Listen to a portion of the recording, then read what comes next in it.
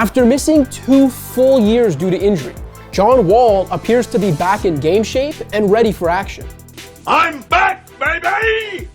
Wall's a 5-time All-Star and was among the league's most exhilarating players before being sidelined, so there's obvious intrigue around his return to the court. Wall picked his pocket. That's his third steal. Wall behind the back and makes it look elementary.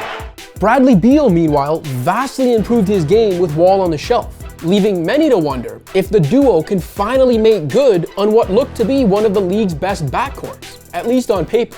To Beal, 5 seconds. Beal, crossover, in the paint, step back for the win. Got it! 0.5 of a second remaining! But the pair haven't always proven complementary, and Beal's well aware that teams are hell-bent on prying him away from Washington. Unfortunately for the Wizards, as is often the case going into a new season, the hype will likely outweigh the results, and this reunion could be short-lived.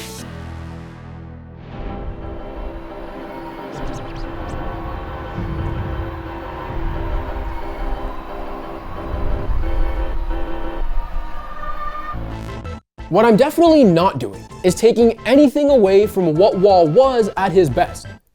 Over a 5-year run of consecutive All-Star seasons between 2013 and 2018, Wall averaged roughly 20 points, 10 assists, 4 rebounds, and 2 steals. His 36 minutes per game over that half-decade sample ranked 5th. And over the first 4 seasons of that 5-year run, Wall missed a total of only 12 games.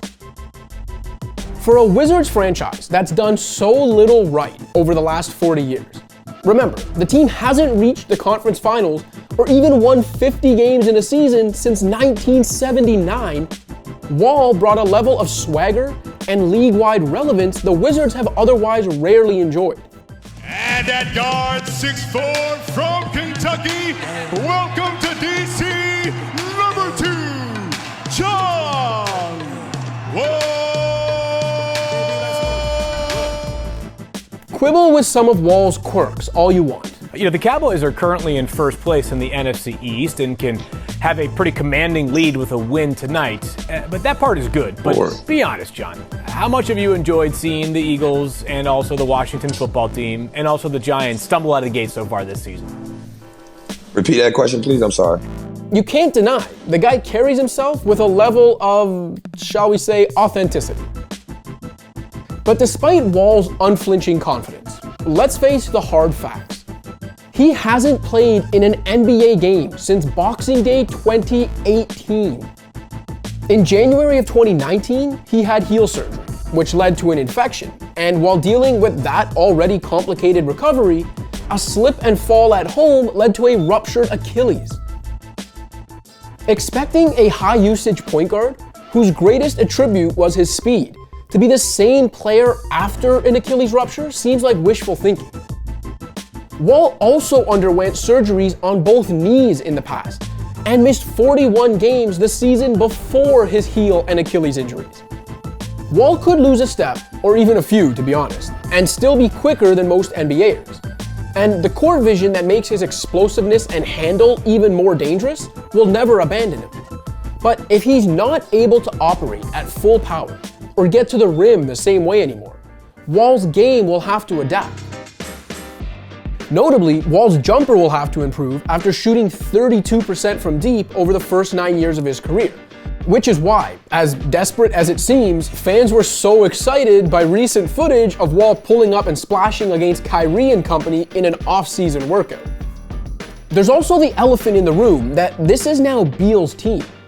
And it's hard to believe Wall will just amicably shift into a number 2 role upon his return. The last time we saw Wall on the court in the 2018-19 season, only James Harden was averaging more minutes per game with the ball in his hands. With Beal now the go-to guy, is Wall's bread and butter really gonna be off-ball movement and spot-up shooting?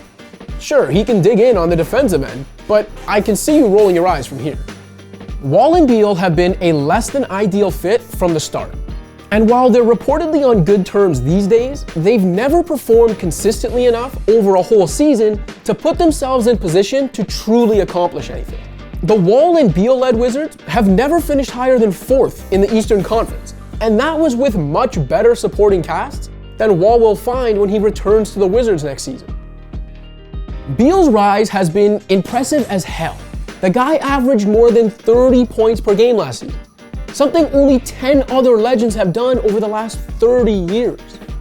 I ain't never ever seen you act like this before. You getting buckets. How you feel? Hey, I need you to tear down the court and build me a new court. Yeah, because Bradley Beal getting buckets. I ain't never ever. But those improvements alone, and whatever's left of Wall, can't make up for the glaring deficiencies on the Wizards roster after a 25-47 season. Youngsters Rui Hachimura, Thomas Bryant, and Troy Brown all provide promise for the future. But those guys shouldn't be your third, fourth, and fifth best players in the present.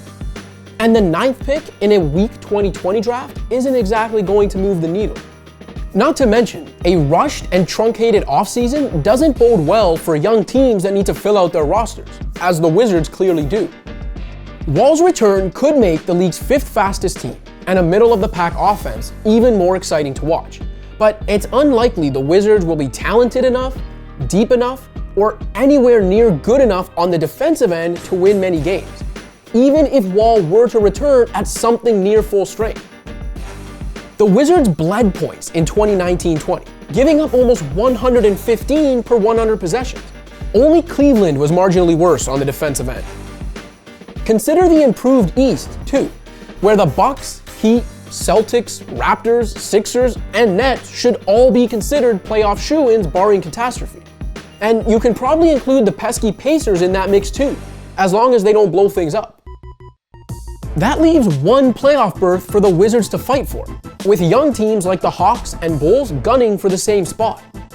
Best case scenario, the Wizards will be scrapping and clawing just to sneak into the playoffs and serve as first-round cannon fodder for one of the East's true contenders. That might be fine for the likes of Hachimura, Bryant, and Brown, but such a low bar doesn't really jive with a Wizards team that will be paying Wall and Beal a combined $69.6 million next season. That's why, for as much as Beal has said the right things about wanting to remain in Washington since signing a long-term extension, I just can't see the partnership lasting much longer. A player that good will want to win sooner or later. The Wizards will need to make a move eventually, and with all due respect to Wall, for the many reasons we've already outlined, no one's going to be lining up to trade for his services when he can earn nearly $47 million in the 2022-2023 season. Give it time. As the excitement surrounding Wall's return subsides and the reality of what the Wizards remain comes into focus, Beal's tune will change. The Wizards may very well end up being a team to keep your eye on this season, but it won't be for the reasons Wall and his fans are hoping for. Thanks for watching. If you like this video and want to see more content like this, be sure to hit that subscribe button.